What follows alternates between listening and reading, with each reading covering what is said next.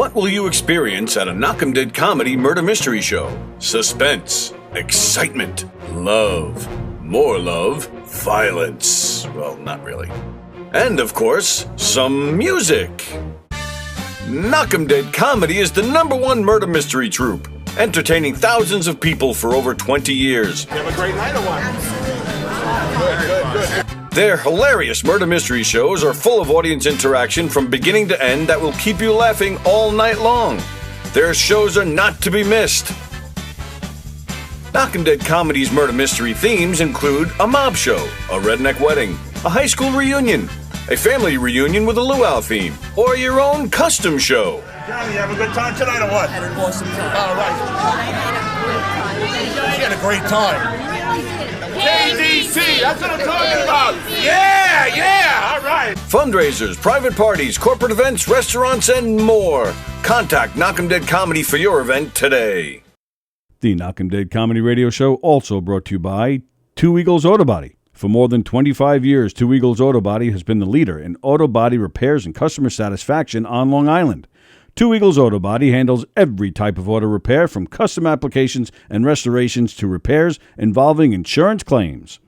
So call Two Eagles Auto Body and ask for John Rossi at 516-328-2527. Hi, I'm Danny Bonaducci, and you are watching Gov's Radio. This is where you go if you want to see something or if you want to hear something funny. Coming up in just a couple of minutes, this is a joke I told. What? I'm not on Gov Radio? Call the police. Call my agent.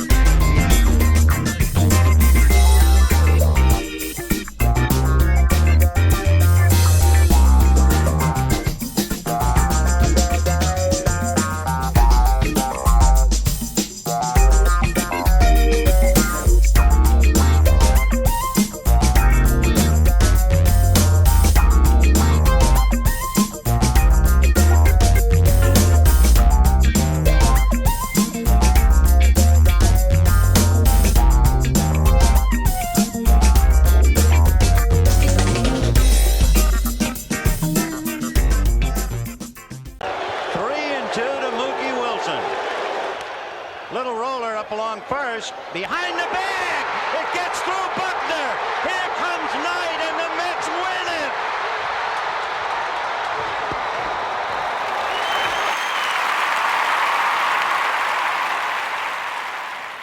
Hello, Tony. Mookie Wilson here, 1986 Mets. How you doing? Long time no see, man. Hey, man, I miss you guys, man, that Knock'em Dead Comedy Radio, man. I miss you. I wish I was still up there, man. But I'll wait till it warm up a little bit, and hopefully this year things will be a little bit better, man. But when we're talking about comedy, hey, the early years of Mets was a lot to laugh about. You had to make a lot of comedy off those guys. Hey, hope to see you guys during the summer, and hopefully get back on the show, man, at some point in time during the course of the year, all right? All right? Yeah, fine. Contact me, man. All right, Tony. Talk to you later.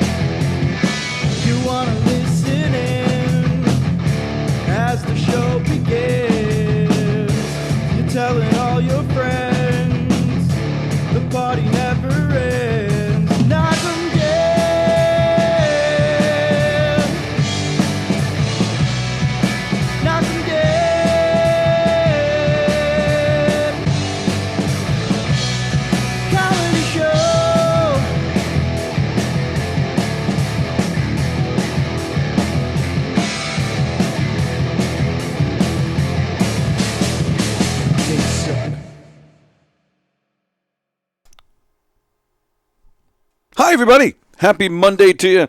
Welcome to the Knock 'em Dead Comedy Show here on Gov's Comedy Club Podcast, here on the Twitch channel. Please subscribe to the Twitch channel. Follow the Twitch channel. Say hi on the Twitch channel. And, of course, share the link to this show all over your social media pages. We appreciate it. And be sure to tell everybody you know about all the great shows here at Gov's Comedy Club Podcasts, including here on the Twitch channel and the YouTube channel. Lots of great stuff going on this show this week. Lots of great shows this week on Gov's Comedy Club Podcasts. Hope you all had a happy Easter, happy Passover.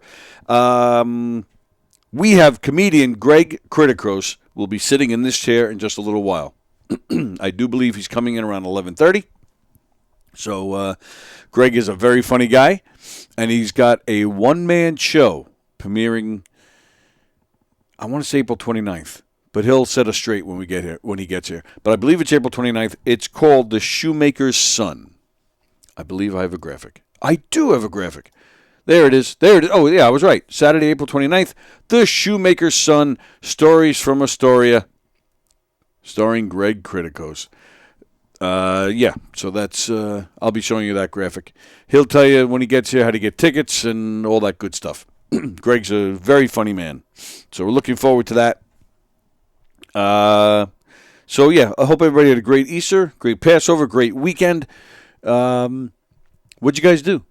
What'd you do this weekend? The phone lines are open. You see the phone number. The phone number is there. Eventually it's going to fade, that graphic. I don't know why, but it does. 516-465-3990. Tell us about your weekend. Let's see. Yesterday was Easter. Had some family over. It got really ugly. My mother got really drunk and started a fist fight with my Uncle Joe. It wasn't pretty. Cops were called, and yeah, we had to send her home. My mother's probably yelling at her computer or her phone right now, whatever she uses to watch the show. My mother doesn't drink. She doesn't do any of that stuff. I've said it before, and I'll always make these jokes. Calm down. Jules is watching. Hello, Jules. I used to park my car in Astoria and take the N train to work. Well, do you know Greg Kritikos? Did you ever see him in Astoria? You should bring him down to Long Beach for one of your shows. Jules, happy Easter to you, Jules. Let's see. We had some family over, had some dinner, had a nice day. My brother did not come over. My mother said she didn't want him there. So my brother did not come. But my aunt and uncle, my mother, the kids, it was nice. We watched the Mets lose. More about the Mets in a minute. We watched the Mets lose. We watched some movies. I watched the 10 Commandments. I bring to you these 10 Commandments. No, we watched the real one, which I think might be the first time I watched it from beginning to end. I'm not sure. I mean, the movie's like, 3 hours? Only to find out that the movie is not entirely true. Apparently, the people that made the movie, they used the Bible, obviously. They used other historic records that are not in the Bible, and then they just kind of filled in the gaps. And supposedly the stuff that's not in the Bible, but there's like historic documents or recordings of this stuff. Yeah, I guess it would be documents. Or slates, whatever. Stone. Whatever it is. Apparently, like, some of that stuff's not even been verified. This, that's not in the Bible. So, I don't know. So I'm sitting there thinking, like, well, all right, why do they have to make stuff up? Who said, we have to make a 3-hour movie? Why couldn't we just make an 1.5-hour movie and just, of the stuff we know and just leave it at that? All right, Jeff Posey's calling. Let's see what Jeff has to say. Good morning, honey. Good morning, Snooky Poo. How are you today? I'm doing great. Ooh. Wonderful. Sitting in lovely amounts of traffic, like always, because, hey, what better way to spend a beautiful day than on the LIE? Paid by the hour, baby. That's about it. So, But hey, listen, you asked, you offered. I'll tell about my Easter. Sure. So I spent a little time with my son. We went to go hang out and visit my dad real quick because he was just laying around doing nothing. And for the audience, yeah, he's dead. Yeah, where is he? Where is he buried? Over there off of Wellwood, you know. Yep, got it. Yeah, that one. You know, so we did that. Ate a little bit of food. Then, of course, I had nothing else better to do. I got an invite because people want to torture themselves. So I stopped by Casa de Okerson. Oh wow! Yes. And of course, the very funny, talented, amazing, vivacious, sexy Mike Keegan was there. He is a sexy bastard. He is. He's adorable, and I just want to do naughty things to him because he's naughty. But yeah, so I stopped by there real briefly, and I get to have two dinners. So that was. So now I'm up about another 10 pounds. So I'm going to get. There's the other admin of Long Island Comedy, Pat Dunn. He's going to get his wish. He wants a fat Jeff for some reason. Well, all right. There's a couple interesting things about this. One, I'm thinking the Okerson household must be very funny. Two, I'm thinking. You're very optimistic. No, I'm sorry. Go ahead. I'm curious why Pat Dunn wants you to gain weight back. But you also just said the other Long Island comedy scene administrator. So are you're like, you keep hinting and like throwing out these little tidbits.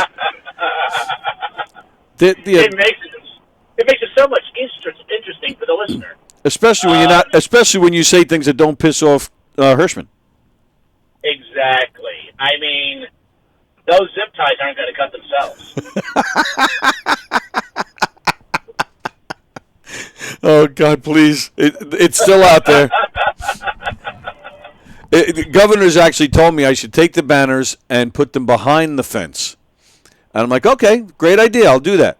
But the fence is locked in, and I don't have a key. So I'm glad they have that suggestion, but I can't do it when nobody's around to let me in. Well, I mean, they could go behind the fence. That doesn't mean that zip ties still can't be cut. Well, that is true. That is true. And then all it's going to do is it's going to tear the banner if I go to slide it from underneath the fence. Yeah. If I were to be a person that would do such a dastardly thing. Dastardly. A dastardly thing. Good I word. know, right? We're breaking out words that don't even have any meaning anymore. Yeah, people in their 20s are like, what is that word? Did he say bastard? What did he say? Bastardly, like what I was born to be. But but we had we'll get back onto Casa Okerson. It was a very fun time. There was a couple of jokes passed, lots of good food and good company, and it was there was nothing really funny because I showed up. Well, there are plenty of funny going on there. Was Mike's parents there? Yes, they were. Very lovely. Yes, nice people. I've met them briefly. I've met the father twice. He seems like he appears to be it strikes me as that he's the reason Mike is the way he is. I would not disagree with you. Yeah. Very Absolutely nice. Not. And Carla was there, and she was spreading all the usual love that she would. I'm sure. And it was a great day. It was a great evening. And then it came to the end of me sitting down, eating Ben and Jerry's, trying to gain some weight, so I can appease a Viking-looking guy that's a gingerless, soulless man. Are you talking about yourself? No. I'm not a ginger. No, Pat Dunn is a ginger. Oh, that's true. Yes. Yeah. No, I'm just. We don't know what I am. Yeah, that's true. We often ask that around here. So, but I'm glad that you got to brief everyone in, and I don't know why you keep on trying to cover up the fact that okay, yeah, great, your mother doesn't drink, but I could definitely sure see that she's going to go ahead and knock out someone. Well, that's true. She doesn't have to have a drink to punch people. You're right. That she's got Exactly. that. Yeah, she's got a big Italian temper. Yeah. I've seen her. She looks like she could throw a mean right. Oh, absolutely. Yeah, that's right. And I think if you weren't driving that day, you were driving past when you saw her. I think if you weren't driving, she probably would have just gone up and punched you.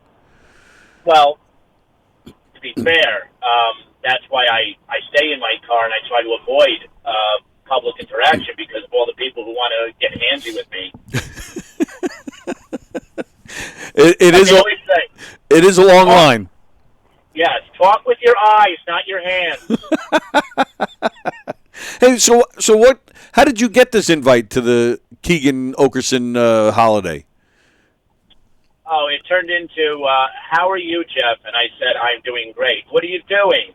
Absolutely nothing, bored in my mind.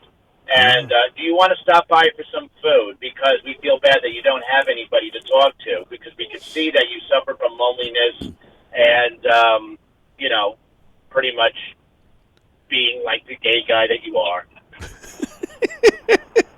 So how could you turn words of inspiration like that down? I'm with you. And I'm thinking Mike probably snuggled with you more than he snuggled with Carla. You were there? Very nice. Well, it sounds like a nice day. It was a nice day. It Good. was. And you know what? I have noticed one thing. Every Easter, it's a beautiful sunny day. Yes, I have noticed that myself. And it was a beautiful day, I say, just like today.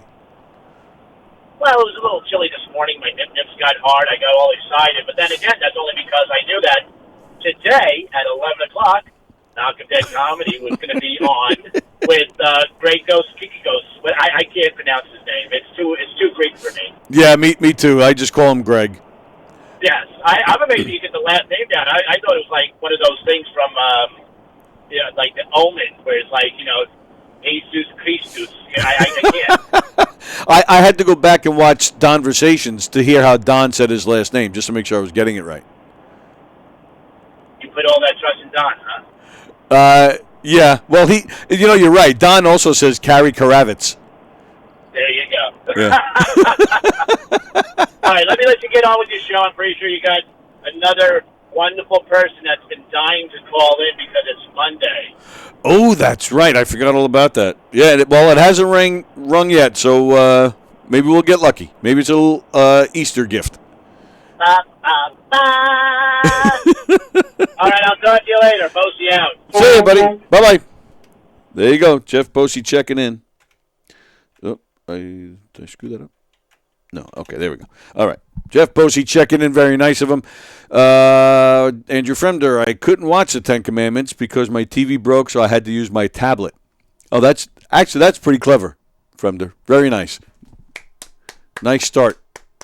Don't ruin it, but nice start. All right. So I mentioned before that I wanted to get more about had more about the Mets, regarding the Mets. I'm giving you guys an assignment. I just saw this morning. Oh, Greg's here. Come on in. Yeah.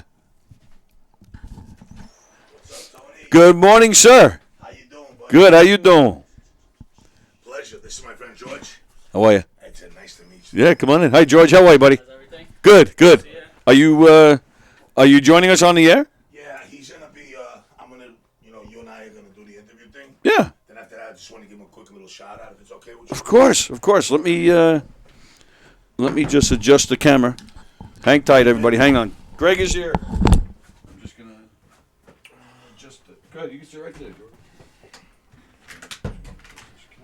So I get to see it in Star Trek. So. That's right. Oh, no, it's great, man. How are you, man? Good. How's it going? Good. I haven't been here in a while. Last time I performed here was quite a bit. I was gonna actually. That was one of my questions for you. When was the last time you were here? Well, I did a double headliner with a comedian called Carrie Karavitz. Never heard of her. You know Carrie? Of course, I know Carrie. Who doesn't know Carrie? Carrie's awesome. Yeah. So we done some couple of headlining shows together. Okay, So nice. we did the giggle room. Back then it was called the little room. Now Yes. it's called the giggle room. Right. And we had a great turnout, man. We packed out the house. Nice. It was so good that we couldn't even fit any more people in. Oh, that's great. So Well, yeah, she's tremendous, man. Yeah. She's fantastic. Happy Easter to you guys. Thank you. Yeah, Thank you. thanks for What'd you guys do? Anything good?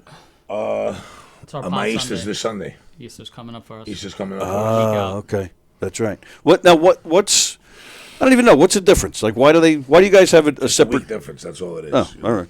But you're celebrating the same thing, aren't are you not? You are? Different calendars. Yeah, oh, okay. Catholic Church broke out. Yeah, well, I get all confused with the religious stuff. It's crazy. Yeah, I don't bother. nuts. I'm very spiritual. I don't get into the all that stuff. So, Oh, yeah.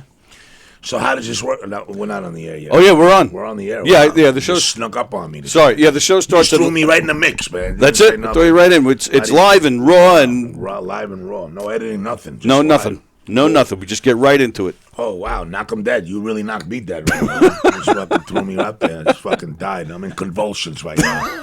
It's live. Wow, thanks. That's All good. right. Then we go viral if you have God, he convulsions. picked my nose or something. That would have been like, oh, my God. Well, What was that? but I've been talking about you before you even got here. I even mentioned the show. You've been promoting me. Of course. Wow, you're the best, man. That- Do they know that this is the first time we actually met in person? Like, boom, just like that? No, they do not. They do not. Well, Nice to meet you. hi, I met this guy with Don Sill. That's right. He says, come on in. I'm like, okay, this is the pre-show. And he's like, no, you're on the air. You're on right now.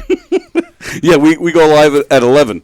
So Cool. Yeah, I was Awesome. just doing my thing until you guys got here. Yeah, this is really nice, man. I like this. Yeah, it's a nice little studio, right? Yeah, it's really nice. It's really cool. So, yeah, I mean, my one-man show, September 29th and on the 27th. April 29th. Sometime, I don't know, sometime. April 29th. It's early. To show you where I'm at. I was just thinking of George also. I got George over here. Yeah. George is one of my co-producers on the show that Oh, okay. Mike Rockwitz and I don't know if you know Mike Rockwitz, we have done Views, News, and Reviews for quite a while. I know of that show, but I don't know. Yeah, Michael. Mikey's he was like the youngest editor to work with Stan Lee in Marvel Comics. Oh, wow. So Mikey does all my graphics. Him and I started Legendary Entertainment in New York City 10 years ago. Right. So any graphic that you see, that's all Mike Rockwitz. Okay, very He's an nice. amazing colorist. He's worked on Thor, Fantastic Four, Wow. all that stuff. You know what I'm saying? Captain America, that's what he did. He was the youngest editor to work with. So Mike and I did a show we've been doing quite a bit now, and we're working out of Mixerhead Studios in Whitestone. And I've had numerous people on the show. So I ran into George. George is a friend of mine from years ago in Astoria, and he had written a book called "Stop Beating Around the Bush." Okay. Yeah, that he's gonna, So that's- I brought him on the show because part of the segment of the Views, News, and Reviews podcast is, it's called "Stop Beating Around the Bush." Okay. So George, stop beating around the bush and tell us what the book is about, really quick. Yeah, the subtitle is How to Tell Him He's Not Satisfying You. It's for women. Oh. Yeah, so it's a fun subject, and with the comedy of Greg's comedy and his talent, we go on the street and we interview people, ask them funny questions like great idea. what size is are your vibrators? One of the batteries? questions, we have a whole bunch of questions. like that. Are you George went right to the satisfied? vibrator. Early in the morning, he went right to the vibrator. One of the funniest questions. We have 14 questions that when I interview people, so we set up in the street all over Astoria. Right. And obviously, once you set up lights, camera, action, everybody People comes flock. zooming in, they Yeah. flock in. So George is the project manager there. We have cameramen. We have a director that's all that. So George is part of that. Then the footage that we have on the actual show, which it'll be airing last Tuesday of this month, we air the people that we interview. Part of the segment is Stop Beating Around the Bush. Wow. So 10 minutes of the show, we view that. Do they get mad at those types of questions? Yeah. Yeah, we Some have a people couple do. people, yeah. Surprisingly, most people are cool. Really? Some people walk away. Depends. Yeah. And we have the 14 questions, and they get to pick 1 to 14, so it's like random. So whatever that comes up. Oh, okay. And most of the time it goes well. Sometimes sounds you ask great. them a question and they're like, "See you later." Yeah, sure. Right. I bet. Yeah. And you go like back and forth with them based on their answer, or you just it's just like you're interviewing me right now. Very Right, simple. right. Hey, how you doing? New York's funny man. Great Kritikos here. So, are you from Astoria? Blah blah blah. Sometimes if they're walking with their spouse or their husband, their boyfriend, their girlfriends, whatever you want to call it, one of the questions we like to ask is like, so right now at this very moment, how many of your exes' numbers do you have on your phone? So, when you ask that question, usually like, the boyfriend or the girlfriend, like, well, how many do you have? Well, so it's a fun part. so you're causing some split ups is basically what you're telling me. But yeah, basically, yes. Yeah. We need to hire an attorney now, divorce attorney. That we could have him on the spot. Say, by the way, here's Mr. Divorce Attorney. Wow, that's fantastic. For the most part, we've had tremendous amount of success. A lot of people love it, and we aired already. So we're back in the studio again. This is, Monday, January, February, we took off. Okay. I've been running around. I've been working on numerous projects. Yeah, you're busy, man. Yeah, thank you, man. You've been where is the Big Ben? Is that something else? The Big Ben comedy with the Big Twitter Ben, twatter? Ben Roosevelt. You talking about Ben Roosevelt? I guess so. I don't know his last name. Okay, you're talking about The Twitter twatter. You're Twitter. a quitter. Oh, yeah. Of course, I saw that. I do my research. Does that have something to do with you too, or no, that's something else? That's George is here right now with me because I wanted to promote a little bit of the Views, News, and Reviews podcast. Okay. We usually air every Tuesday night on live Facebook and YouTube.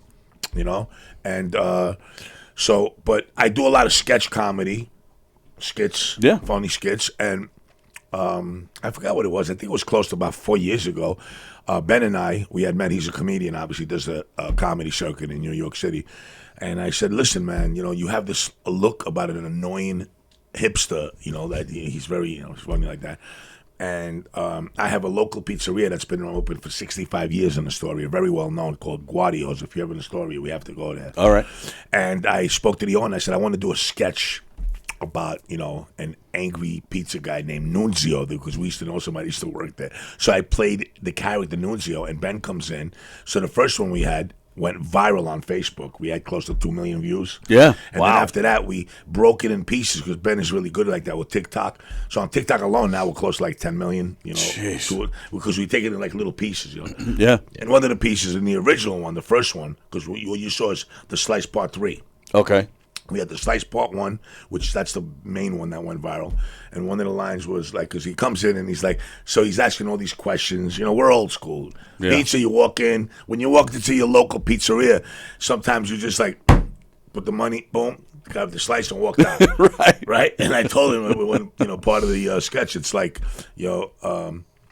like that's the way it's done. Right. And he's like, well, not if your taste palates is this bullshit. So I told him, I said, listen, kid, my pizzeria's been around before your dad's dysfunctional sperm knocked up your politically correct mother. Now here's your fucking slice. And he goes, but I'm a vegan. And I go, I don't care if you're fucking Venezuelan. All right? So that was the original. If you want to see it out there, just Google The Slice, Greg Kritikos, The Slice, Greg the Greek, whatever. So that was the first one. And we had tremendous amount of success with that. Oh my God, people were like just hitting me up all over the place. I met so many fans, so many people. And then the second one, he actually walks in with a bike. I don't know if you saw that one. He's no, like, I don't think so. Do you have bike park in here?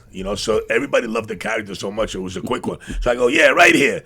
I go, so I grab his bike and I walk it out and I just fling it out. I go, here's your bike parking.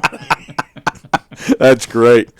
And then the third one, he actually comes in for an interview, which that's one. Yes. Yeah, So I write for Nunzio. He writes for his character, and he's like, he's some stock options. I go, yeah, there's plenty of stock. You'll be moving it around in the back. So if you saw that. So Ben Roosevelt, yeah, him and I know him well. He lives in Astoria. Great guy, funny guy. So we've put this thing together with him and I, the pizza guy Nunzio and the annoying hipster, as I call him. That's cool. So we've had tremendous amount of success with that. Very grateful. Those types of videos are very popular. Like the Italian guys, like Little Mo and Rodia, and like all these guys. Like this is kind of like the same vein, and it works. I mean, people love it, man. Yeah, it was funny because people are like, yo, I thought you were like Italian. I'm like, no, man, I'm Greek. I'm like, the last Greek was the first Italian. We came way before you guys. I joke around. Right. That's great. They're like, oh, you got that deep voice, man. I'm like, okay, does that make me Italian? I don't get it. But the accent is there. I'd make me Italian. Well, it's you know, Queens. Right. Queens. You know, Right. most of the guys that I grew up with in the 70s, and I grew up in an Irish-Italian neighborhood, man. Irish, Italian, German. We can't forget the Germans, you know? And that's what Stories from Astoria is all about. Man. Yeah. It's 4 acts of, like, you know, the young kid that came in the 70s, growing up, you know, in the Irish, Italian, not being accepted, being bullied. You know, because that's the way it was back then. You know what I'm saying? You know, I'm sure I just turned 60 in March. Yeah, happy birthday. Thank you. And, you know, story has changed so much. My son is like 27 years old. He's a graduate from Hunter College. And once in a while he'll tell me, Dad, was it really that different? I'm like, yeah. Astoria back in the 70s. It's like, you know, it was Astoria, you know. Now it's turned to Astoria. Is it really that much? Has it changed really that much? Yeah, What do you think, definitely, George? 100%. Yeah. Back then, there was real bullying. Kids have no idea what bullying is today. Yeah, boy. They're mentally weak today. Yeah, they get trigger warnings and all this. I'm like, you know, I'm getting a Greek haircut in an Irish, Italian, German fucking neighborhood. You know, my mother, you know what a Greek haircut is? You shave it all off and leave a little bush in the front. And people would see me with the bush and say, you pussy. Back in the day, Back in in the day. Astoria, the perfect example is Halloween. You see eggs everywhere. People were getting belted with eggs all day. Yeah. Now you don't see that. No, Never. no, not at all. Now That was you- fun for us, yeah, Halloween. Oh, sure. Halloween. Because, like, the kids that were getting bullied, they would go out and have fun, and all of a sudden it was like, you know, they're throwing eggs, and then the real bullies came around. We're like, oh, man. And these guys, if you remember, they had Nair. Do you remember Yeah. Nair? Oh, of sure. course. You know? Yeah. And they would fill up these bags, like these, I knew guys that carried around, like, pillowcases.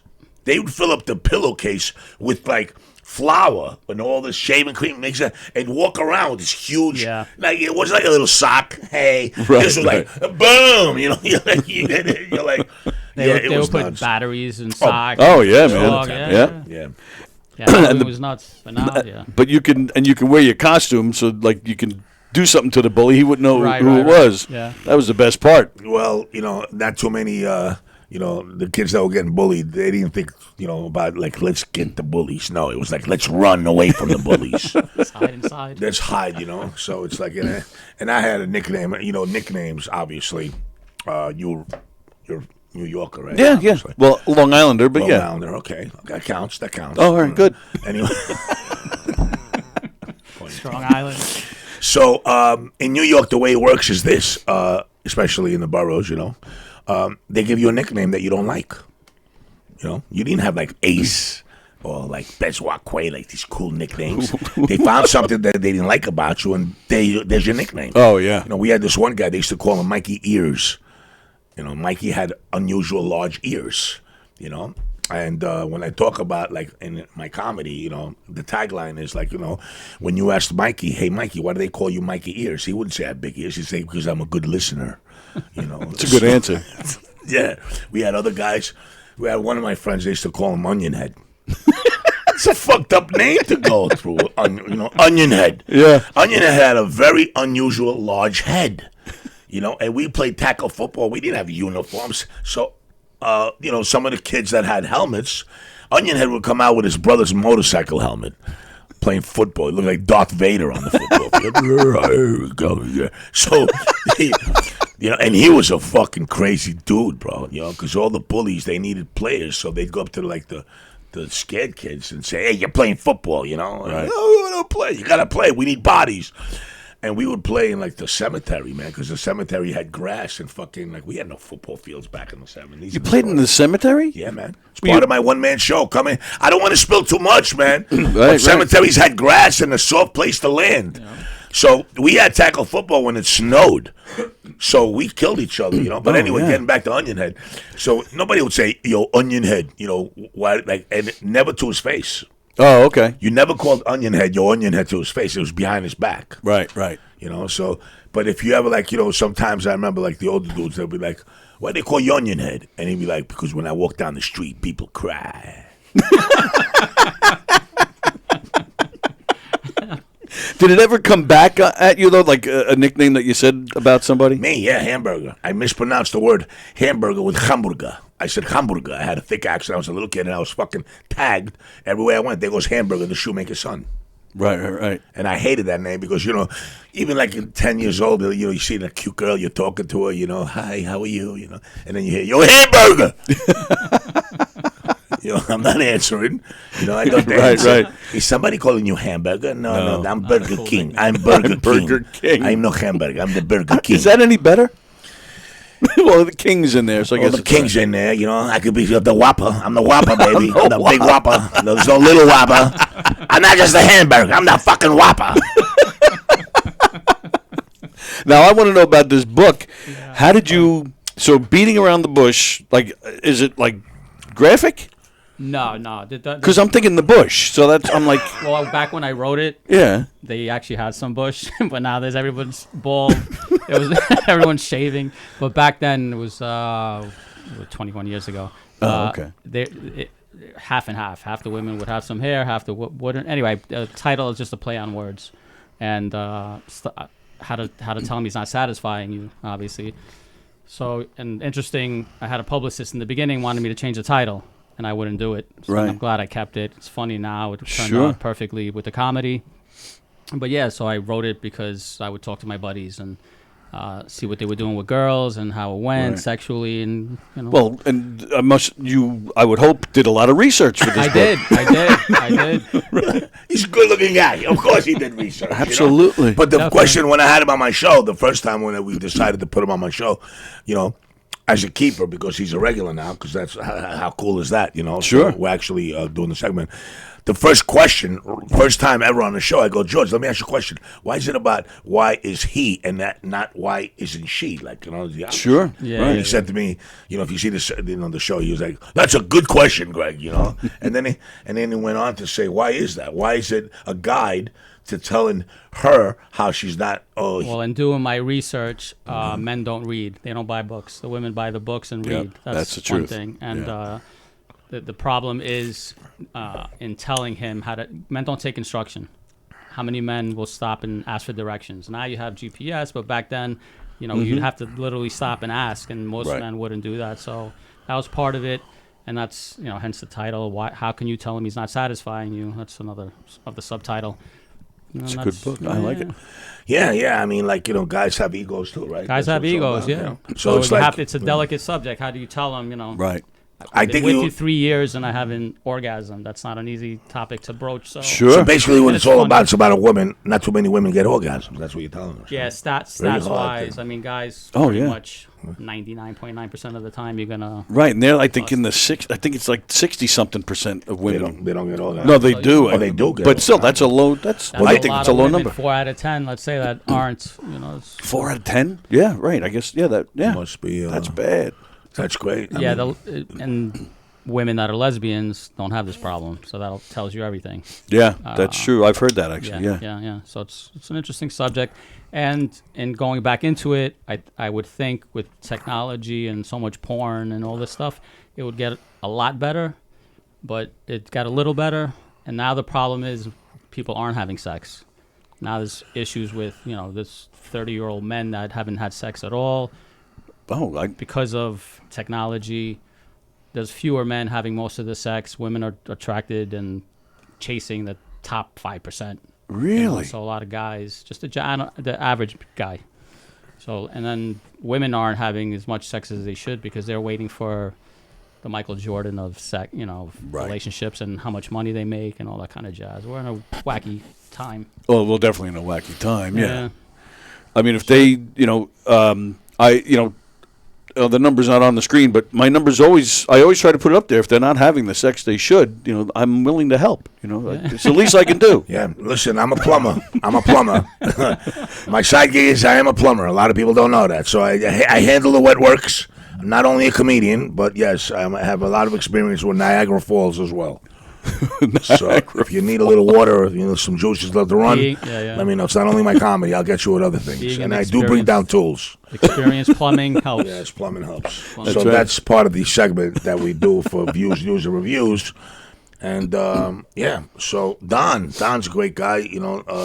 I want to give him a shout out for introducing us. You met Don on Benny Rizzuti show. Benny Rizzuti, the Benny Rizzuti show. I met Benny a while back. I had a comedy show in Astoria, Belladonna. He was a perfect fit because he comes down with his, the Italian, how Italian guys kind of Yes. pictures, Yes. So I've had him on some shows, and Benny was great. He came down, and then he started his own show, and he invited me down with his co-star. I forget the Jen. Jen, sweetheart Jen. I know Jen, and yeah, I did the show, and Don was on the show, Right. And by that time, I had talked about my first feature that I wrote and produced with Kelly LeBrock and Oh, wow. Burt Young. Oh, nice. And it was called Charlie Boy. Then we changed the title to Tomorrow's Today. We had a theatrical release for a very short period of time, but went straight to Amazon Prime. Let me ask you about this movie. Yeah, How bad is Teddy Smith in this movie? terrible. I don't, Teddy. I cast Teddy. I cast all the comedians. I cast them. Oh, did you? Yeah. Yes, I did the cast. I produced it. I wrote it. Frederick Strappel, my dear friend, he's the screenwriter that I'm working with Frederick right now on my next feature coming out called Crooked. Crooked. Yeah, and So it's a story about your penis? yes, yes. I was showing the story where my penis met this bald radio host. And they hit it off because my penis was looking at his head, and they were like, "We have similarities." Well, both are bald. Yes. Yeah. So. They said, my head's crooked, too. Yeah. If it ain't crooked, listen, you have to have a crooked penis. If you don't have a crooked penis, then you're doing something wrong. You work your angles. Yeah. So, but you wrote Tomorrow's Today? Yes. Tomorrow's Today? I'm the Oh, wow. writer. I'm the writer. Because Teddy almost wasn't he? What's the deal with the Oscars or something? I don't get involved in that. I don't even talk to. I think Teddy's a little delusional. But anyway, yeah, people were calling me saying Academy Award. I said I have no idea. So it was really good. Peter Plano, Nikki Sunshine. Nikki Sunshine. What a fucking amazing. Oh wow, she's great, and she's the owner of Harlem Comedy Club. Okay. She was amazing. The acting that she put up, Nikki Sunshine, Adam Gables, all the comics. I cast the comics. Nice. The original person that I had spoken to was Sean Young. Oh, okay. And I don't know if you know about the laptops that went missing and when it was all over the news. No. Oh wow, well you I'm need sorry. to do research. I guess I should. I'm sorry. Sean Young. Yeah. You remember Sean Young? Yeah, the actress, yeah. I had spoken to her. She was the original director for the movie. Oh, wow. Yeah. Okay. So I had met her when I was doing a show, and I pitched it to her. And, I also have a cartoon that we're working on. We have 3 episodes already with Will Branca from Rent and Stimpy. Oh, sure. Mike Rockowitz is doing all the artwork. It's called the Witless Protection Program. Witless, because when I was touring the Northwest, people actually thought I was in a witness protection program. Right. Yeah.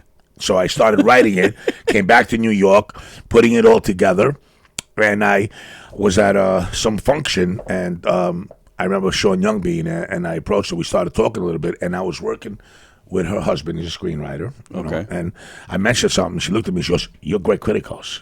And I was with a couple of guys. They're like, "How the fuck does she know you?" Wow. Yeah, so we networked a little. We started talking, and great person. I love Sean. This is something happened where her and the laptops went missing, whatever, and Timothy, the director of the movie, they whatever. And it just overnight, wow. I was on New York, the Channel 4, Channel 5, People magazines, Inside Edition. They all, because the laptops went missing. Whose laptops? The laptops of the production company Oh. with the footage of all the movie, because we had hired her to direct, and then there was some kind of miscommunication going on with the investors and stuff like that. And then I was told to fire her. Oh, wow. Yeah, here I am. I hired her. Now I got to fire her because there was some whatever. And she went to pick up her belongings out of the production office that we had, and there was 2 laptops, and they went missing. Wow. So I contacted her, and I said, "Sean, do me a favor, please." And the laptops were missing, and then the director of the footage was like, "Oh, where's the laptops?" And I was like, "What's going on?" And it was a big chaos. So if you Google Greg Kritikos, Sean Young, the names, you'll read everything. It was all over the place. Yeah. So I need to make a movie behind the scenes of Charlie Boy. Back then it was called Charlie Boy. The original title was called Charlie Boy. Then it went to Tomorrow's Today. So now this one would be just called Working with Sean Young. Firing Sean Young. Yes, firing, yes, and meeting Kelly LeBrock. That's Kelly. cool. Yeah, that's a name she's I haven't heard in a long time. Yes, Kelly LeBrock. Well, she's an amazing person. Really beautiful, man. Beautiful. Inside and out. Kelly LeBrock. And Burt Young was a treat, having scenes with him. I don't know if you ever seen the movie. If you saw it, Tomorrow's Today. No, not yet. I'm going to. I have the trailer. I don't know if you show any of your friends footage. I have the trailer. I have. He's on my sizzle reel, obviously, all that. But That's working great. with him was amazing, man. I bet. Yeah. Yeah. So, and I went and I started writing it, and then I didn't want to get into the screenplay. I don't want to because it's too much. I'm a comedian, I'm an actor, I'm a producer also. So Sure. I write the whole story and then I hand it over to the screenwriter, Okay. and that's where we're at right now with Crooked. All right. My crooked penis, as you call it. And then the Thank you for turning my movie to a porno movie, Tony. Thank you so much. beating around the bush, crooked penis. It's all it's all there. It's in. And then who decides? Yeah, who decides what to do with it? So in this case, tomorrow's today, or tomorrow is today. Tomorrow's today. Tomorrow's today. Yeah. Is that your decision to put it on Amazon or? Well, there was three of us. Me, the executive producer, which is the investor, and then Timothy, and all three of us. But they're handling that right now. So it's on Amazon Prime. Yeah, all right. I'm going to check it out. Yeah, I cast, like I said, Adam Gable, Nikki Sunshine, Peter Plano. Who else was in the movie? Janice Massetti. She had a partner. Oh, okay, Dave yeah. Kremen, great magician, comedian. He's the magician in the movie. I cast a little boy, George. There's a little kid. You casted Boy George? Yes, the other way around, though. George Boy. Boy George. Young kid. When I was writing it, I came across this young kid, and he was such a character. When you see the children, for some reason, and I spoke to his mom, and she was like, "You're writing a movie?" And I was like, "Yeah, I'm writing a movie." And then when I called her, I said, I'd like to introduce George to Sean Young. She was like, "No way." I was like, "Yeah, it's happening." So young man, never acted before, so we actually gave him a small little part. Oh, that's cool. Yeah. Very nice. Yeah, so it was fun. And it worked out nice with Worked out beautiful. I mean, I got a write up on Movie Threat, so they gave me a whole write up. Greg Kritikos didn't make the Oscars like other people did, but they did do a huge write up from Hollywood, and I'm really blessed and grateful for that. Oh, that's a big deal. Yeah, I got my first write up review, and it was like they really loved me. They said. And it's right there on Movie Thread. So, I loved it. Man, it took 3 years. 3 years? Yeah, man. Yeah, there was a lot going on with COVID and all that other stuff. Oh, sure. So just when we were getting the theatrical release, that's when everything hit. And there was talk that it was going to Imagine, all this stuff. Oh, wow. But you learn. Like obviously, your radio show really well now. You know what I mean? And Yeah. In the beginning, networking with a lot of people. Everybody's trying to do something, make it happen, whatever. Yes. But there's a lot of story bullshit. Yeah. It's going to go there, it's going to go there, it's going to go here. And we're like, where, But this time around, so I am working with other producers as well. So I have the formula now, how to make the movies and all that. So that must have been fun meeting Don. You probably had some... Yeah, Don and I, we started talking, I loved it. So I promoted my movie back there. But Don was a great guy, man, awesome guy. And then he put me on his show. Right. And then from there, he told me about you. And, when I was here doing the show with Carrie, I did notice, this is pretty cool. They have a radio show, And this is cool because sometimes people shoot podcasts out of their kitchen, but this is a legitimate radio show. That was the thing before. What's that? Telling him to take some pictures of me and you together. Man. Oh, well, it's video, so I know. So we could, I'm trying to give you crops right now. take pictures and cut that bald guy out. Just me and you. No, me and you, man. This is a very cool setup, by the way. Oh, yeah, it is nice. It is, and that was the thing. Mentioning COVID and the quarantine. That's when everybody was buying, a camera and setting up and everybody was doing this out of their kitchen in their basement. We were starting to kind of get a buzz, and our numbers were good. And then the quarantine came, and everybody's doing, podcasts out of their basement. And so it really hurt us. And then, but we're slowly working our way back as people are slowly getting back into real life, and they realize podcasts is not easy. No, it's not. And you know what? And to have a successful, there's a lot of work involved. Man. You got to set up people. You got to scheduling. Scheduling for a feature was, oh my God, I bet. Especially if you have a scene with three guys. and make sure they're there, the venue's available when you're going to shoot an interior Right. shot, all that. So scheduling was a real pain in the neck, man. With Don, the movie that he's got, I produced it, and that was Really, you were a producer on it? well, co-produced it with Don, but that was what fell on me. Scheduling, making sure the location was set, making sure the crew was there. Yeah. I mean, there's so much babysitting involved in that shit. The people don't realize that type. People just like, you rehearse, you go in and do it. No, you got to make sure this one's here and that's available and this is good. It's a lot of freaking time. And there's one word. So to all the movie makers out there, filmmakers, that everybody loves, the word budget.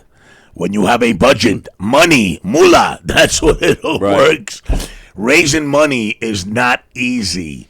I've been blessed. I've been, I had a couple of people that have invested in me 3 times, actually. And, raising the money. Once you have the money, I mean, I always said, I tell my buddies, I go, man, give me a couple of million. Right. I could put something really cool together. So it was a low-end budget, for the movie, but having the right people on it, the color correction, when you see it, it was really great. Yeah. And, And that's the beauty of getting the the Burt Youngs and the Sean, the Burt and Kelly LeBrock, Sean Young, all Right. that stuff. Yeah, I'm surprised you didn't know about that because it kind of went crazy, with I mean, Tony, no exaggeration. I walk out of my house and I get a phone call and it's People Magazine. Wow. They're like, "Hello, is this Greg?" I was like, "Yeah." Is this Greg? I go, "Can you hear my voice?" Not too many people have this voice, This is Greg. They started laughing. They're like, "We want to talk to you about." I was like, "How did you hear about it?" They're like, "Never mind." By the time I got to the venue, Channel 4, Channel 5, inside, they were all lined up with cameras. Really? It was a big deal, man. It was, laptops weren't missing. Right. It was all over the news. Yeah. I totally. Wow. Yeah. So, so when you have the budget, obviously, and all that, But how do you? Well, I don't know if this is. I don't know if you want to give secrets away, but finding the investors, that's tough. yes. I'm working with James and Teddy off in this right now, and they produced 10 episodes of A Good Cop. And these guys are like, they're raising money they have numerous movies out there as well. And the way they did, they started working with investors because when investors invest their money and it's their first time, you usually have, they're called line producers on the movie where they know where the money's going. But they'll hire outside teams to manage the money. So the guys that I'm working with, so far in our first production working together, we have numerous productions right now we're talking about. So people feel more comfortable. And because, like in shorts, give you an example, a 15-minute short, you're not going to make money on a 15-minute short. Right. People have this thing that they say, well, you know what? I could put it in the film festivals and then hopefully somebody will buy it and turn it into a feature and all that. Most of the times a short is just to get your work out there, just to show them exactly, what you're capable of doing and all that. But there is a strategy to raising money. And, there's lookbooks, you have where you're actually putting down with stills of what your production's going to be all about, who the characters are going to be, and hoping to hire for the movie and all that. Then there's time charts and all that stuff. But showing, getting the people to show all that too. That's the really hard part, right? Finding those people. Yeah, and I come across people at times. I've had people come up to me and ask me, "Are you working on any productions?" And I'm like, "Yeah." And you have to handle it. It just goes there's. I don't know what to say. It's just there's people out there that want to invest money in productions. Right. Finding those people, obviously. Right. Well, between the voice, you've made some references to your voice, but it's true. You have a voice like nobody. Your character is funny, and then you're doing the comedy, so that's probably a nice avenue where people find you. Yeah, and the funny thing is that when I wrote it, and I met my investor at a comedy show. And he loved my comedy. He said, "Greg, you were hysterical, man. Thank you." And he goes, "Where's your next show?" And I said, "Well, actually, right now, I go, I'm writing something." And he goes, "I saw the sketch, The Slice." He goes, "That was hysterical." There you go. I Nice. go, "That's a skit." I go, "But I'm actually working on a feature now." He's like, "Oh, so you're..." He goes, "Wow." He goes, "Well, I've invested already." And I was like, "Really?" So I sent him my synopsis. Right. He read it. He absolutely loved it. And then he's like, where you going with this? I said, well, we're thinking about making it into a short, and he's like, well, you know what? I'm considering possibly investing in this. Wow. And that's how it happened, you know what I mean? That's sweet. So then after that, I sent him the treatment, obviously, and all that. We sat down numerous meetings, this, that. And, yeah. But networking, like I tell George all the time, it's all about networking because you never know. And as a producer in comedy shows, getting people to come plant their butts in the seats is not easy either. Right. You have a lot of famous people on social media, but getting them to come out. Right. My first comedy show at Broadway Comedy Club called People Are Suspect. That was my first one-man special that I did. I pulled out 138 people. I'm really blessed, very grateful. Yeah, that's nice. It was like, and I did like close to 50 minutes of comedy on that show, And, networking. You meet people, so there's people out there that want to invest in productions, all that stuff. Yeah, I've tried, just selling my body, and it just doesn't work. I end up owing them money. So well, if you sell part of your head, just part of the head, I think. Part of the head? Yeah, part of the head. Yeah. Maybe I could give you part of my head, and you give me part of my, like, I can have half bald, and you could have half bald. And then, I don't know what you're talking about, Greg. Well, I'm still stuck on the crooked bald head. Well, we're getting comments because we're live. Oh, wow. Julie Carrion, she's a comedian out of Long Beach. Tomorrow's today. Great flick, she says. Thank you, Julian. I can't see you. That's cool, though, right? But I asked her. She saw the movie. She watched it. Yeah, I guess so. She produces comedy shows down in Long Beach, and we did. Julie, when was that? February, March, where I did a show down there with her, and Teddy was the headliner. Oh, yeah. So I'm assuming through Teddy, she must have heard of it and then watched it. Very nice. Good stuff. Cool. Thank you so much. So April 29th is the big show. April 29th, the one-man show.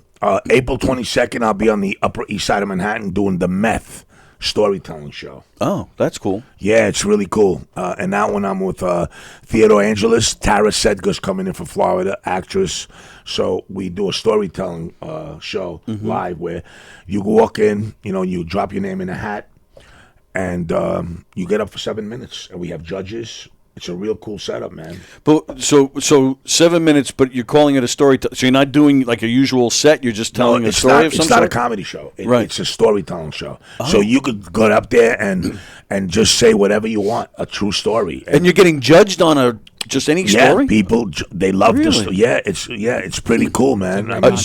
What's that? It's a great concept. Yeah, it is kind of cool. I'm looking forward to it. I'm the producer. I'm one of the producers. But are you a judge or you're? Yes, I'm a judge on this one. Okay. The last one we had Laura Spaeth. She was one of the storytellers. She's been on Blue Bloods. She played Tony Danza's wife on Blue Bloods. And she's also the director of she's directing my one-man show. Oh, nice. She was there. And the Balloonatic, Nick Rotundo. I don't know if you know the Balloonatic. Yes. I had him. I know who Nick Rotundo is. I've never heard that title. The Balloonatic. Well, Yeah. he's the Balloonatic. Nick Rotundo does all the balloon shows. Right. So he actually won the first one. Yeah. So this is our second one that we're doing. So what's the prize?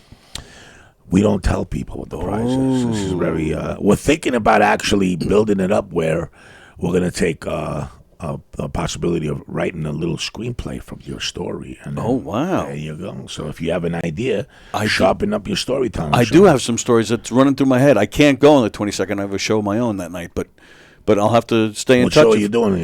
I run a comedy troupe. We do dinner theater, like comedic murder mysteries and game shows and stuff. We have a great time. I never hear about it. I never get booked out here. I don't know. How about maybe you can have me on there? I'd love to. You'd be perfect, actually. You really? Well, you'd like me to have me? Pay is $50. It's a local $50? thing. Well, there you go. That's exactly why you haven't gotten the call. I can't afford you. I love Tony.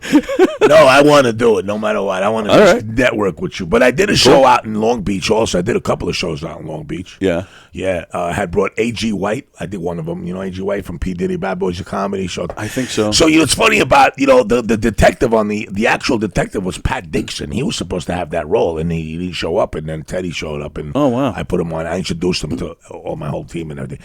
But Peter Plano's a dear friend of mine. He also plays. He's got a great role out.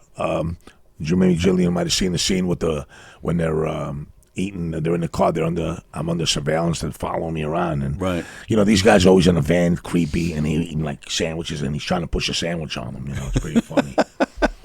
George, how did you get involved in all this? Did you guys grow up together or something? Or Grew up in Astoria. Yeah. He's a little. Yeah, Greg's a little older than me, so he was like he rolled with a tough crew ahead of me. what was his nickname?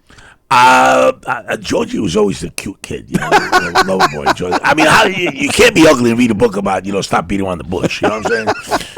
But what's funny is that I really believe in the universe working together. Sure, things happen, and I have some property on 30th Avenue, and this realtor came and brought Himmel, and I was like, "What's up?" He's like, "Hey, what's up, man?" And then we started talking.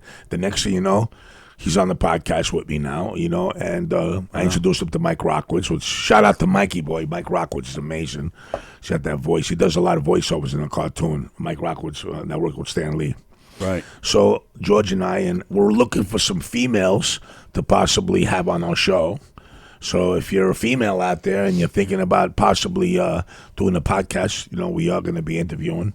Okay. And so forth, Well, actually, there's a few girls that I can think of because I looked at your Facebook, and I do this with a lot of guests. I look to see what mutual friends we have. Okay. So I look to see, and I saw quite a few great girls. I'm dead serious. I don't know whether to take them serious or not. No, I'm dead serious. You hit me with that crooked penis joke. And now I'm like, where's he coming from right now? No, I'm dead serious. I just have a bunch of names right here. Allie Cam, Caroline Purr, Beth Spearer. I would love to, definitely. Do you know any of these girls? No, none of them at all. They're your Facebook friends. Right. Wait a minute. Tony, stop. I'll even show you if you want. Stop. Do you communicate with all your Facebook friends? No. But when I did, I'll tell you one thing, just so you know. I mean, and I'm not saying, being that I produced my first feature, right? And you people like, oh shit, like it really happened. Yeah. Then all of a sudden your inboxes they start Gets popping flooded, out of nowhere. Yes. Beautiful women smiling. Hey, by the way, I am an actress. Beautiful looking guys. Hey. In case you need a man, So I get a lot of inboxes, and but I like being in boxes. Like inboxes, yeah. So I'm an opportunist. Yes. I really believe, and I want to end with this. When I was a kid, if it's okay, I am 12 years sober. I'm in sobriety. Congratulations, Thank pal. you, man. Thank you. That's great. It means the world to me. And when I was a kid, I had, big opportunities. My mom used to be like, who is this Comedy Central? They call, because oh, wow.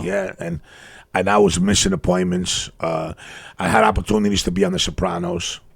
Yeah, I could see that. Yeah, and I was in a Bronx Tale. I got edited out. I got cut out. It was just really? Well, Joey D'Onofrio played young Joe Pesci. Yeah. I actually put him on at Dangerfields. He opened up for me when we did Brothers from Other Mothers. Nice. The show. Yep. So it's like now that I'm sober, I love giving people opportunities. You know what I'm saying? Yeah. And I'm sure you're the same way. I try. I try. I'm not 12 years sober though. Okay. All right. Well, it's okay. I'm but joking. No. I don't even. The point I'm trying to make is that even if I I like to see people, and if they are characters and they have that, because do you remember? I tell George all the time. Do you remember that cartoon Bugs Bunny when we were kids? Never heard of it. Okay, of course, love Bugs Bunny. Okay. Do you remember they always used to throw in some young some clips or whatever you want to call it? Do you remember the one with the frog? The homeless guy sitting on a bench. It was part of the Bugs Bunny hour. Okay. And here's a homeless guy. And he's sitting on a bench, and he finds this box, and he opens up this box, and this frog jumps out, puts on a top hat, and he had a cane, and starts saying, hello, my baby, hello, my dog. And the homeless guy's like, whoa, millions of dollars he's taking. So he grabs the box, he runs over to the producers, he opens up the bag, and he goes like this. Opens up the box, and the frog goes, ribbit. Right. Ribbit. And he's looking at it, and the producer kicks him out. Then he's back on the bench like, oh, man. And the frog is like, hello, my baby, hello. So he only performs for that person. So I've had situations where people are like, I'm funny. People tell me I'm funny all the time. And I'm like, okay, I'll put you on the show. I have no problem. And then you put them on stage, like, ribbit. Right, yeah. So if you have that voice and you think that you could be part of a podcast or whatever the case is, I'm always there. I always like give people opportunities. I believe in that. Sure, I agree. Give me an opportunity. opportunity to be on your show. And you've given me an opportunity, both. You've given me the opportunity of having a fun show, which is hard to do. You're a great dude. 12 years sober. That's really fantastic. Is that where the spiritual part comes in? Yeah, I was. I have some pictures. Can I get my phone really quick? 385 pounds right before I got sober. No kidding. Really, I hit rock bottom, and I do a lot of motivational speaking as well these days. Oh, nice. Good for you. And I always show this picture to people. So this was me, 385 Oh, okay. pounds. Wow. And from there I went to here. I Wow. lost 185 pounds. Yep. Smoking crack. Really? Yeah. Look at that. Yeah. Wow. It almost doesn't even look like you. Yeah, it was totally different. And I spent 7 days in detox. Neuropathy, cholesterol problems, irregular heartbeat, nerve damage, all that stuff. And I was like out of it. I was dying, and my best friend saved my life. He grabbed me and said to me, "Listen, you need to get sober," and that's how my journey began. I got sober, and I started, living What my made you dream. listen to him, though? I think I was snapped? sick and tired of being sick and tired. Okay. I was sick and tired of being sick and tired, and I really believe that I choose to say the word God. God speaks through people, Right. and I needed to hear it, man. And He came to my rescue. I was untouchable. I was like, I wouldn't shower, change, bad depression. He came up to me and said to me, "Look at you, bro." He goes, "You're my boy," and he said, "I'd rather kill you myself than watch you kill yourself slowly." Yeah, and I was sure. like, thank God. And I packed up all my stuff, and my journey began. I went to Phoenix House office in Brooklyn. I spent 7 days in St. John's, East Rockaway. Yep. 7 days, they put me on Librium. I had the shakes, all that. And then from there, I spent 3.5 months. I'm alumni from Phoenix House. And my journey began from there, and I passed it on. That's what I could do. I have do a lot of motivational speaking. I was just at Cornerstone.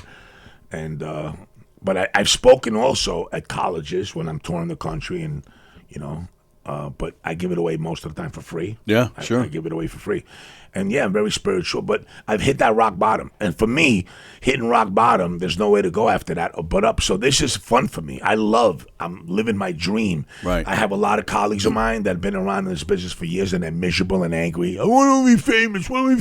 I don't care about that. I'm having fun, man. Right. A lot of miserable people in this industry, man. When's my break coming? When's my break coming? Oh, yeah. You see that at the comedy clubs, the comedians that are jealous of somebody else who got something. Oh, God, the haters. Thank you, haters. But anyway, yeah, guys that have been around for like 25, 30 years, Right. collecting, whatever they're doing. But it's fun for me, Tony. That's what it's about. I woke up this morning. I was so excited to come and meet you in person, and I'm in here right now, and I'm loving this. This is fucking great, man. Oh, yeah. I I have a blast in here. We're still trying to figure out ways of monetizing. Of course, you want to make money, Yes, which is of nothing course. wrong with that. But I am enjoying the whole thing. 'Cause again, I don't really make anything in here, but I'm enjoying. I get to meet great people. I get to have a lot of laughs. I've had Bob Nelson in here. I've had, Carrie's been in here numerous times. I've had, Carrie Karavis, yeah. We did a clip one time. She was like, "How'd they make feta at a Greek house?" And she's like shaking the shit, And I'm actually, I was just talking to her a couple of weeks ago. I'm actually putting together something in the near future, another theatrical show. So she said, yes, I'm aboard. So I don't want to give it away yet. Right. But So did Don show you his movie? Because No. Carrie's in it, and it's well, good. You know why? Because she sucks. Then I can tell her that she's not going to be in my next movie. no, she makes this movie. right. My God, she's so funny. I haven't seen it. What's it called again? It's called Comic Sans. Don wrote it as well, so he plays a comedian. Actually, that's exactly what it's about. The jealousy. He's like a headlining comedian on the local scene. Did he direct it also? He did most of the directing. Yeah, Okay. there was a second AD that did a lot of it too, who did a fantastic job. And I say that because it was my son. So my son co-directed with Don. But Don plays a character he's big on the local scene, but he's not making a living. And I don't know if you know Eric Haft. Yeah, Eric Haft. Let me see. Is that Steve? What's his name? He looks like. Who's the? Steve Martin. Steve Martin. Yes, Yeah, I was that's on the guy. Some shows with that. Yes. Eric. Yeah, I know that. So Eric Haft plays a comedian, kind of like a Kevin James, who hit it big, Okay. and has a sitcom. and he's coming back, and they went through the trenches together when they were young. Gotcha. So Don's jealous that he didn't make it. Half's comedian, Half's character comes in. He's making his first return to this club since his show got big. Okay. So this is Don kind of like getting at him. You didn't give me a shot type shit. So it's Where can we watch it? Who's in the show? Don is like you said. He's doing the festival thing. So when you're doing the festival thing, you can't show it. You can't show it. So we've had a few private screenings. I know that there's another one being planned. So we'll make sure that you find that we let you know when it's going to be. Okay. But yeah, that's. Yeah, he did tell me he's working on something else, and he mentioned something about a character. So. Okay. Yeah, well, that's his. That's like the niche. We get a lot of the comedians in it. Like I said, Carrie was in it. Joey Cola was in it. We had some local guys in it as well. So yeah, we're hoping to do more. So we want to get more people in it. So I've done like movies is like my passion. I love movies. I study movies. When I go to the movies, I'm looking at all the shots, the angles, the takes. Sometimes that ruins a movie though, doesn't it? I do because I do the same thing. I'm watching the extras in the background. What the fuck is that guy doing? Right. It ruins it for me. You're right. You know why? Because it's like it does. And it's hard for me to go to a movie now just to enjoy it because I'm always looking at the angles. I'm looking at and I have the Regal pass, and I go to the Regal theater like so many times. I'm always at the movie theater, and this kid comes out. He goes, "You go to the movies a lot." And this other kid came over that saw Tomorrow's Today. He goes, "He's an actor and a producer." And the kid was like, "Really? I'm an actor." And I was like, so it was really cool, when you get recognized. Absolutely. So they're like, okay. So every time I go to the movies now, they're always looking at me. You know what I'm saying? Right. But I go there a lot. Every day, I almost, I study movies. I love movies. Favorite movie? Well, there's no such All right, answer. top three. Once Upon a Time in America. Oh, good answer. Yeah, One of my favorites too. That's noodles. I slipped noodles. Jewish gangsters. There's so many great movies. I love Tom Hardy. If you haven't seen The Drop with James Gandolfini, watch The Drop. Okay, great movie. Tom Hardy's definitely one of my favorite actors right now. Yeah. Sean Young. Not Sean Young. I'm sorry. Sean Young's another great actress. She was in Ace Ventura. Remember, she played the cop. And plus Dune, Blade Runner, all that. What was the one she did with Kevin Costner? That was a good movie. With Kevin. Wait. Way back Kevin in Costner. Yeah, like in the early '80s. Movie, yeah. Oh, I don't remember that one. When you say Kevin Costner, what comes to mind is one of my favorite actresses, beautiful Madeline Stowe in Revenge. Oh, Madeline Stowe. Oh, my God. Madeline Stowe was unbelievable, man. Mm-hmm. I forgot about her. Yeah, I mean, I love gangster movies, Yeah, obviously. me too. You know what I'm saying? I'm a big, Edward G. Robinson, Little Caesar.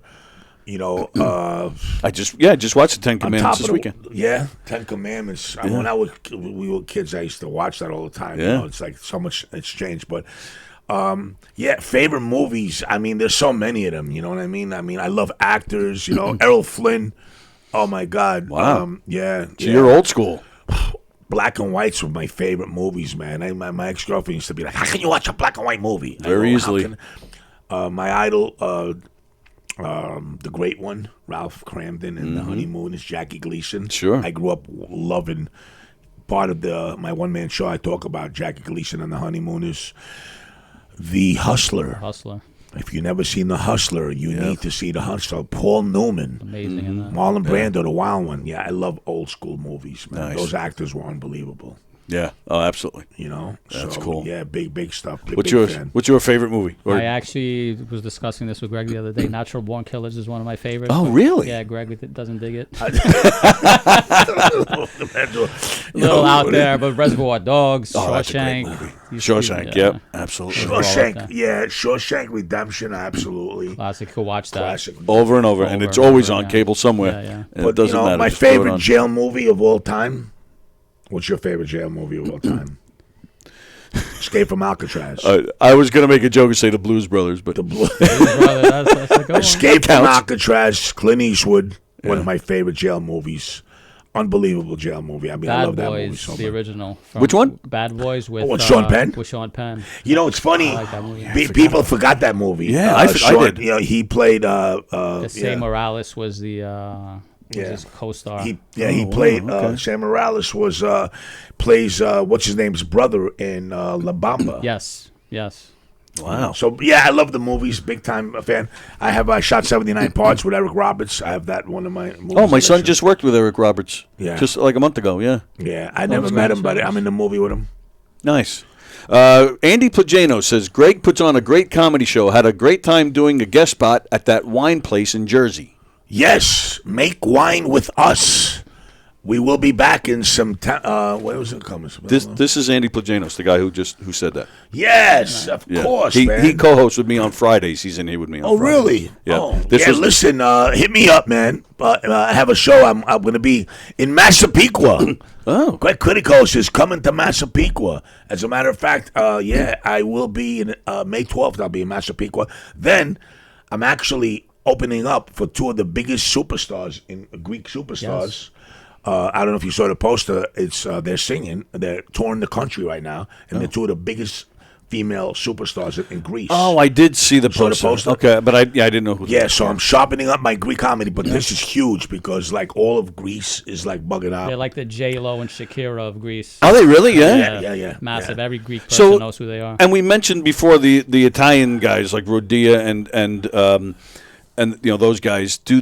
Is it the same with Greek? You get they're a loyal group. Like they'll follow you and like you could target that. Greeks follow the opa. Yeah. Comedy. Okay, not that much. I don't know if they really support all that much. Oh, okay. They're a tough crowd. Tough crowd. Comedy. Is that right? Yeah. Because they want to break plates. They want to come and smash plates, and they want to say, "Oh, by my life." Greeks. They love to be energetic. They like to and criticize scream. a little bit. Whatever you want to call it. But it's like they're screamers, which.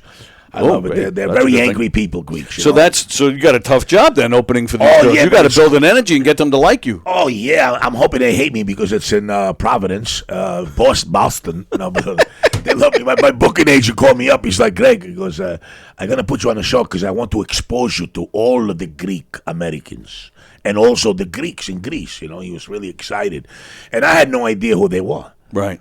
He was, you are gonna be opening up for Glikeria. Glikeria is like. I go, okay. He's like, you don't sound excited. I go, I don't know who Glikeria. He goes, you don't know who Glikeria is? Are you kidding me right now? So I'm like, sounds like a condition. So I'm like, George, and George is like, sounds like a condition. I'm like, George is like, yeah, man, that's fucking. Oh yeah, of course I know. So you knew who they were? I know who. Yeah. Oh, okay. Yeah, okay. They're very famous. They're big. They're huge. So so I'm going to be performing in front of a very, very, very large crowd. Greek American crowds, Very nice. And my goal is to go to Greece and tour and do some shows. But I'm the only Greek American that speaks Greek, was born in Greece, and they all think I'm Italian. So it's like, and Carrie speaks fluent Greek too. Yeah. Carrie. When I was promoting the show that her and I were doing, we called it the Greek Squad. Right. We have the poster of Carrie and I. And then we're in the car, and she's like, I'm prepping. She's very funny in Greek. She's hysterical. I go, the show's next week, and you're prepping now? She goes, yes. It takes a while. And she's putting the lipstick on. She's fucking hysterical. She's nuts. She's sick in the head. I love it. Oh, so freaking funny, man. So... Yeah, but Long Island has a lot of Greeks, obviously. Oh, yeah. I've done some shows. There used to be a restaurant out here called My Big Greek Restaurant. Do you remember that? About 7 years ago? Yeah, you know where it was? maybe. Yeah. Well, Carrie even had a Greek restaurant for a while. Carabas in the village, right? But this one was out on the island. So I did a show, and we had a great turnout. We had about over 100 people that came to this restaurant. Wow. But then the guy left. He went to Florida. So it's like, now on May 12th, I'm going to be back out here, and then there's talk of me doing Huntington. The Huntington Haha? The Paramount? Yes. The Paramount. Yeah, Very nice. Yeah, I got contacted, and we're trying to put something together. And, my next one-man show is going to be It's Not All Greek to Me. Oh. Right, George? Oh, well, yeah, that's what I wanted to ask you. With this one-man show, Shoemaker's Son, you're doing it just one night? Yes, it's a one night only because I'm doing it in one night only in Astoria because, it's the Astoria Theater. Right. I mean, the theater is in Astoria. And then after that, the goal is to get it off Broadway. Oh, okay. So you are hoping to do more. Oh, yes. I was just curious why it was just one night. No. I will be taking this off to an off-Broadway theater in Manhattan. The first one, being that it's stories from Astoria, the Shoemaker's Son, I want to do it in Astoria. Right. You No, know? that makes sense. And it's only a one night because I'm involved in numerous productions right now. I don't have like the dates in that, but when I do bring it back, but it's going to be videotaped, all that. I'm going to have that, but I'm not going to put it out there. Videotaped. Oh, videographer, director. I'm just sound making fun of engineer, you all for that. videotape. You're aging yourself with videotape. Okay. Well, you know what? I told somebody one day that, I said, I have 8 tracks. And he looked at me. And I like the young kids, when you say cassettes and all that. Oh, yeah. What's a cassette? I'm like, they had this unique tape that spun around from one side to the other that actually recorded your voice. Oh, we're almost at the point where you could say CD, and when they don't know what that is either. Cassette, crazy, cassette. right? What's a cassette? When I got sober and I heard of the email, I thought it was like an envelope that had E on it. An email. I didn't know. Listen, I heard of Instagram. I was like, now they're delivering cocaine instantly. Instagram. Holy shit. Instagram. Because being an addict, when I think of graham, I don't think of graham crackers. I'm thinking of graham cocaine. You know what I'm saying? Let's keep it real. And you know what a selfie for me was? When my wife wouldn't put out. That was a selfie. Fuck out of here, these fucking people. Selfies. How many selfies can you take? We know it's you. Well, unless you're 365 pounds, and we didn't. 385. Get 380 pounds. I'm sorry. This guy was funny. He was funny. Oh, Andy's great. Make sure you call me Andy. He's Greek, right? Andy. Plagenos. Potatoes. Plagenos. He said potatoes. I go, potatoes. Potatoes. He messed it up, not me. Now Andy's got a new nickname. Potatoes. Greg Kritikos. Greg the Greek gave me. I love it when I used to pronounce, a lot of people call me Greg the Greek. And I have people to this day, they're like, are you Greek? I just want to smack Is this a trick question? Right. And it's funny because I just did Salsa con Fuego. I have to give it up for Rob Stapleton. And I opened up Capone. Yes, I'm sorry, Capone, if you're watching. The old Jimmy Bronx Cafe, Tuesday night, the #1 comedy room in America right now. Tuesday night comedy. Wow. Unbelievable. Yeah. And Great we also, crowd. who did we see when we went there? We saw, what's his name was performing? Lavelle. Oh, really? Yeah. So great. I shared the stage, not the same night though, but I was on that stage. And Stapleton says, yo, Greg, he goes, what's up, man? I was like, what's up, Stapleton? He goes, so it's a big deal, performing in front of the African Americans. Sure. They either love you or hate you, and I love those crowds. And they're a fun crowd. Yeah, I do Comedy Harlem. I do with Nikki Sunshine and Jamie Roberts. So he comes up to me, says to me, George was with me, and George videotaped a quick clip. I'll show you to you. So he goes, so Greg, man, how do you pronounce your last name? I'm like, Kritikos. He's like, what? Like, Couldn't get it. Kritikos, man. He goes, what does that mean? I was like, what do you mean? What does that mean? It's the last name. It's Kritikos. I go, Greg the Greek. He goes, all right, man. Greg the Greek sounds better, And it's funny because one of my opening lines was, it was a huge room, man. It was like over 300 people. Nice. Great stage. Unbelievable, Had great pictures. Amazing Yeah, club. and George was videotaping part of the clip. And I go up there and I go, people looking at me like, who let the Uber driver on? So that room was a big highlight for me, doing that room. That's great. Good for you, man. Yeah, man. Yeah. So a lot of fun things, a lot of good things happening. You know what I'm saying? And working with George and Mikey on the podcast and actually getting footage in Astoria, because Astoria is like everybody. It's changing. Story's changing as we speak. Wow. Yeah. So it's like, so you do stand up also, right? I do a little bit. Yes. You do a lot of sit down and lay down. I do a lot of sit down. Yeah. Lay down. Wow. I'd love to. You have to let me know where you're going to be, and I want to come and promote you. I appreciate that. Thank you very much. Absolutely. I actually don't have anything lined up right now because I put a lot of energy in here and the dinner theater stuff. I've been doing that for over 25 years, so I just. Nice. That's a lot of money. So this is a show in a restaurant and stand-up show for people. Like, what is this? Well, the stand-up is just like everybody else. I'm usually here. I don't go crazy doing it much. But you produce the show over here. The dinner theater stuff. It's really just when somebody calls me, a corporate event, a fundraiser, a restaurant that has a private room, they want to sell tickets. So we just travel. We're Long Island based, but we've been everywhere from Pennsylvania to Maine. We've been everywhere. We travel the whole So you're paying comics $50 to travel to Maine? Well, no, if we're traveling, no, we're charging more and they're getting more. But most of our shows are Long Island, and they're Long Island performers. They get $50. Well, let me know, man. If you want a New York comedian, I'd love to work with you. All right, You know absolutely. Yeah, I'll take you up on that. Well, you know what? We have a mob show that you'd be perfect for. Why does everybody gotta throw me with the mob? Oh, man? believe me, I did the same I'm thing. very sensitive. Yeah, I can I'm tell. a sensitive person. I actually avoided doing that for the longest time. I'm like, everybody has mob stuff. They're like, no, you got to do a mob show. Flowers in the morning. Why do you do that to me? Why do you? We'll feed you grapes and Yes, flour. I'm a Greek sensitive older man. By the way, they want to throw me with the mobsters. I don't understand why. I got to, I gotta say this. I have to. It's been so. I brought my girlfriend to me. I had gone to church. You're kind of motioning over there. I was like, what the hell's going on here? I'm telling because George knows the story I'm about to say. And I went to and I brought her to church with me when I went to confess. And the priest was like, "Hello, Gregory. Hi, how are you?" When a Greek priest, right away they bless you. They do the cross thing. I go, "This is my girlfriend, Eleonora." He goes, "Hi, Eleonora. How are you? You Greek?" I go, "No, she's half Colombian, half Puerto Rican. She'll sell me the drugs and rob me." But anyway, he's like, "Oh, that's not good." I go, "It's a joke." Anyway. He goes, "Okay, so you're together?" I go, "Yeah." He goes, "Okay, you married?" I go, and she looks, she goes, "Oh my God, no, we're not married." She goes, "Okay, Greg." Yeah, he looks at it and he goes, "You can't have sex with him no more. The sex is over. You have to get married because in the eyes of God, right, you can't be having sex." 2 weeks later, we were broken up. It was he ruined my relationship, this fucking guy.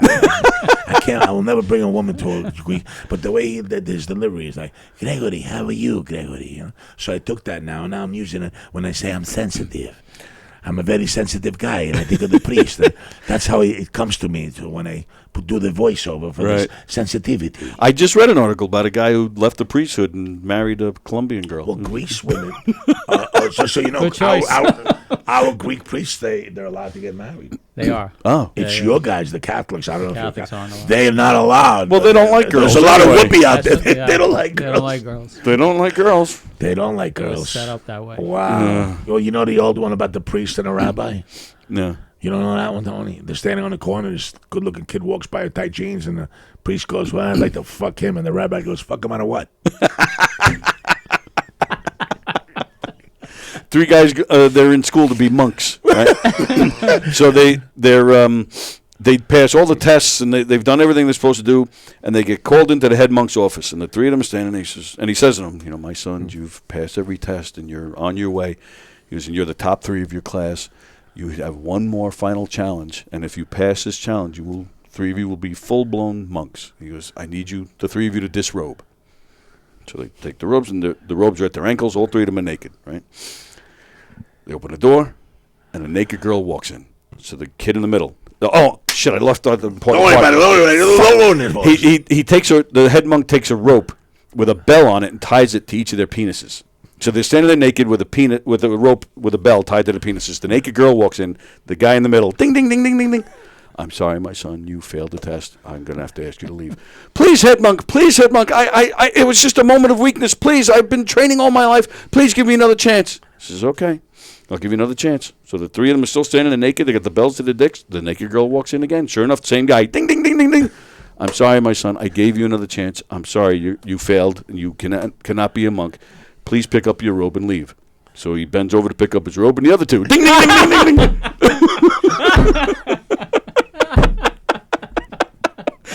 All right, it is 12:30. I know you got to get going. You're bad, but I'm never going to be I'm going to have George take, come on, Georgie boy. Go on the other side. He always likes to get the profile pictures. Profile makes me look fat. I can't. I can't. I just look bald and stupid every time. Don't worry. I can't change that. Nice. Thank you. Yo, this has been a treat, man. Absolutely. Thank you April so much. 29th, The Shoemaker's Son at the, what is it, the Astoria Theater? Is that what it's called? The Hellenic Cultural Theater, one night only, Saturday night. Hope to come. How do they get tickets? I don't see. Yeah, I have the link. It's all over me. You can follow me on Greg Kritikos Instagram, Greg Kritikos Facebook, Grigorios Kritikos, my birth given name on Facebook. And I'm hoping to see you guys. But May 12th, I will be out in the island. I'll be at Massapequa. I think George Gallo is performing. He's a comedian. Oh, yeah, we know George. He's doing the show right now. You know, the place, the Master Grill, I think it's called. No, they're doing a not comedy sure. show. Yeah, he was promoting. So I'm there to see the person, the owner, the gentleman, contacted me, and so I'm going to be excited to be out here. It was really good. Thank you to Absolutely. the people that are watching the show, man. You guys have been amazing. Thank you, pal. Tony, you're Appreciate a great guy, it. man. Right back at you, pal. And George, Thank you. the book, Appreciate you, man. where can they find the book? Stop beating around the bush. It's going to be on Amazon soon. And, Very nice. Tune into the podcast. Okay. Legendary Entertainment. Absolutely. News, views, and reviews. And Yeah, man. having a Sounds time. good. Excellent. All right. Thank you very much. Thank you, Thank guys. you. Take care. All right. Wow. There you go. All right. Good stuff, man. Thank you, Tony. Oh, my pleasure. Thank you, guys. So I'll talk to you again. 100%. Absolutely. Thank you, guys. All right, there you go. That was fun. Those guys are good. So, let me fix this. Okay, so there you go. So, so that was Greg Kritikos and George. Uh-oh. Would you? Oh, okay, cool. You know, while I got you, what was your last name? I didn't get it. Fuiaxis. Fuiaxis? Yeah, think of a few axes. A few axes. Okay. All right. That's how it works. All right, let me take a selfie with you guys. Here's the selfie, you fucks. Cool. Thank you, guys. Tony, thank you. Have a great day. You too. There you go. All right. Oh, and he cleaned up too. Look at that. Very nice. So, there you go. That was fun. All right. So, just about 12:30. Real quick, I was starting to mention just as they walked in, I was talking about the Mets before. Pete Alonso, the first baseman for the Mets. Last year, he did a comedy show at the Paramount. Where he had, other sports figures and some comedians. He's doing another one. So I've been reaching out, trying to get him to come in here to talk about it and to promote it. So I'm giving all you guys an assignment. I want you all to reach out to Pete Alonso. I don't know why I'm doing this. Reach out to Pete Alonso on, Instagram or wherever, and tell him about this great show that he should go on. So hopefully, the more we bug him, maybe he'll say yes. So that's your assignment. All right, so what else we got going on here? I think it's just about time for us to go. So, all right, I guess I'll leave it at that. There you go. So, 12:30, we're going to call it a day. Thanks for tuning in. Don't forget, go to govs.com. They got some great shows. You want to see Joe Matarese or Chris Monti, Gasper Randazzo. If you want to go to an 80s dance party with some women from General Hospital, if you want to see Justin Silver, Kevin Downey Jr., Jessica Colazzo, Tom McGuire, Jason Pellini, Brian Paul, Allison Persky, or Linda Marcus Smith, go to govs.com. All of those people are playing Governor Stages this week. Linda Marcus Smith will be in here. What's today? Today's the 10th? April 21st, she's coming in here with Helene Witt. So that should be an interesting show. Those two crazy women. So go to govs.com. Lots of great people playing Governor Stages this weekend. Go to knockemdeadcomedy.com. We got some shows coming up. May 10th, we'll be at that Meatball Place. That's a month from today. That Meatball Place. We got some other shows that are open to the public. Go to knockemdeadcomedy.com to see our schedule, find out who we are, what we do, and booking information. You're having a fundraiser, a corporate event, private affair, or you just want to have an event and sell tickets. Come on, join us. I don't get it. Whenever I go to church, there's always sit down, stand up, sit down, stand up. I said to the priest, figure out how you want me to. Whoa, all right. I'm not reading that from there. All right. And, of course, here on Govs, tonight at 6:30 is Steve Squared on the YouTube channel. 8 o'clock on the YouTube channel is The Wort with Mike, Pete, and Steve. And there you go. Tomorrow we'll be back here for Tuesday Trivia. Hugh Murray and Travis Grant will both be returning. We had a good time with them last Tuesday, so they're coming back. And I do believe that they're going to put together their own show that we're going to have in here. So somebody just Knife Kill just subscribed or followed this page. Thank you, Knife Kill. Don't know who you are, and that name scares me, but nice to have you aboard.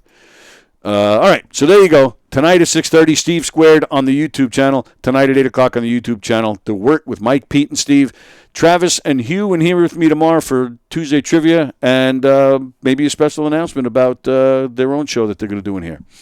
And speaking of announcements, we have some announcements with Elio Pace coming up as well, our old friend who's been in here a lot. All right, we're out of here. Thanks for hanging out with us today. Thanks to Greg and George. That was a lot of fun. We will see you people tomorrow. Where is it? There we go. See you tomorrow. See ya.